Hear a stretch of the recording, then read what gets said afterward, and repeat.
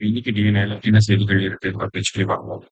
என்ன கொடுத்துருக்காங்க அப்படின்னு சொல்லி பார்த்தீங்கன்னா, போக்குவரத்து நெருக்கடியில் இந்திய நகரங்கள் அப்படின்னு சொல்லி கொடுத்துருக்காங்க. ஸோ நமக்கு போக்குவரத்து நெருக்கடி டிராஃபிக் கன்ஜெஷன் அப்படின்னு சொல்லுவோம். இந்த டிராஃபிக் கன்ஜெஷன் அப்படிங்கிறது இதனால் ஏற்படுதுன்றது நமக்கே நல்லா தெரியும். முக்கியமான காரணம் இந்த நகரமயமாக்கல் அர்பனைசேஷன் அப்படிங்கிறோம்.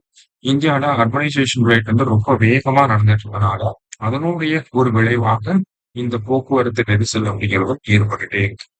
இந்திய அளவுல பாத்தீங்கன்னா கிட்டத்தட்ட 1,00,000க்கும் அதிகமான சாலை விபத்துகள் நடக்குது. அதற்கு முக்கியமான காரணம் நேரடியாகவும் மறைமுகமாகவும் இந்த நகரமயமாக்கல் அப்படிங்கிறத சொல்லலாம். சரிங்களா?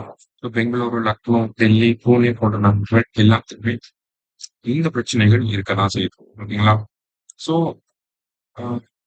இந்தியாவோட நகரங்கள்ல சாலை மேம்பாட்டுக்கான திட்டங்கள் நிறையவே இருந்தாலும் இந்த திட்டங்கள் இந்த மாதிரியான பிரச்சனைகள் இன்னும் தீர்க்கப்படாம தான் இருக்கு. நம்மளோட ரோட்ஸை பொறுத்த வரைக்கும் பாத்தீங்கன்னா பெடஸ்ட்ரியன் ஃப்ரெண்ட்லியாவும் இருக்காது, சைக்கிளிங் ஃப்ரெண்ட்லியாவும் இருக்காது.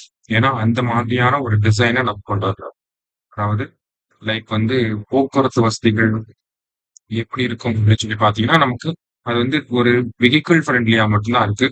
நடந்து போறவங்களுக்கும் சைக்கிளிங் பண்றவங்களுக்குமான ஃப்ரெண்ட்லியா அது வந்து வடிவமைக்கப்படல. சரிங்களா? அது ஒரு முக்கியமான காரணம். அதே மாதிரி வேக வரம்புகள் அப்படிங்கிறது இருக்கு.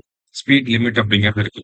இந்த ஸ்பீட் லிமிட் அப்படிங்கிறத வெளிநாடுகள்ல நல்லாவே மெயின்டைன் பண்ணுவாங்க. இந்தியர்களே வெளிநாடுகளுக்கு போனாங்கன்னா ஸ்பீட் லிமிட்டை நல்லாவே மெயின்டைன் பண்ணுவாங்க. அதற்கு முக்கியமான காரணம் என்ன? ஸ்ட்ரிக்டான என்ஃபோர்ஸ்மெண்ட், ஃபைன்ஸ், பெனால்டிஸ் போடுவாங்க, லைசன்ஸை கேன்சல் பண்ணுவாங்க. இந்த மாதிரியான ஒரு பயம் இருக்கனாலதான் அதை கரெக்டா பண்றாங்க. உதாரணத்துக்கு இப்ப ஜெர்மனில பள்ளிகள் குடியிருப்பு பகுதிகள் பக்கத்துல பாத்தீங்கன்னா வேக வரம்பு அப்படிங்கிறது 30 கிலோமீட்டர்ல இருந்து 50 கிலோமீட்டர் தான். ஓகேங்களா? அதுக்குள்ள தான் போய் ஆகணும். அப்படி போறப்ப என்ன ஆகுது? நமக்கு வந்து நடந்து போறவங்க, மிதிவண்டி பயன்படுத்துறவங்க எல்லாருக்குமே ஒரு பாதுகாப்பு இருக்கு. ஸோ இந்தியாவுல சென்னையில குறிப்பா பாத்தீங்கன்னா 60 கிலோமீட்டருக்கு மேல போகக்கூடாது அப்படிங்கிற ஒரு நடைமுறை இருந்தாலுமே அதை யாரும் சரியான அளவுல நம்மளே அதை பின்பற்றுறது கிடையாது. இந்தியாவிலே கொல்கத்தா மட்டும்தான் அறிவியல் ரீதியான வேக கட்டுப்பாடுகளை வந்து கொண்டு வர ஆரம்பிச்சிருக்காங்க. இதை மத்த நகரங்களும் பயன்படுத்தணும் அப்படிங்கிறது சொல்றாங்க.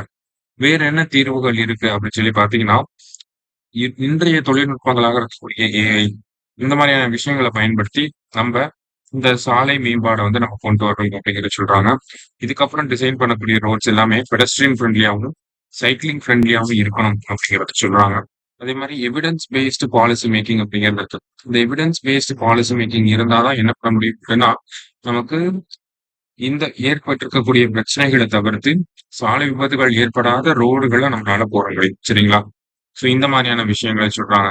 அதே மாதிரி ஆல்ரெடி பாத்தீங்கன்னா பெங்களூர், பூனே, சண்டிகர் போன்ற சிட்டிஸ்ல எல்லாம் வந்து இந்த செயற்கை நுண்ணறிவு வந்து சாலை விதிமீறல்களுக்கு பயன்படுத்துறாங்க.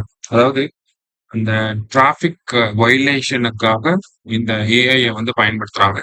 அந்த மாதிரியான விஷயங்களை இந்தியா ஃபுல்லா கொண்டு வரலாம். ஏஐ பேஸ்டு சிக்னல்ஸை வந்து கொண்டு வரலாம் அப்படிங்கிறதையும் ஒரு சஜஷனா வந்து கொடுத்துருக்காங்க.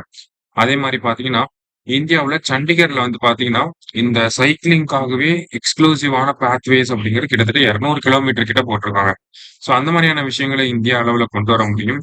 அதே மாதிரி இந்தியாவில் இருக்கக்கூடிய பிரத்யேக கல்வி நிறுவனங்களான ஐஐடி, என்ஐடி போன்ற நிறுவனங்கள்லாம் இது தொடர்பான அறிவியல் ரீதியான ஒத்துழைப்பு வழங்கணும் அப்படிங்கிறதையும் கொடுத்திருக்காங்க.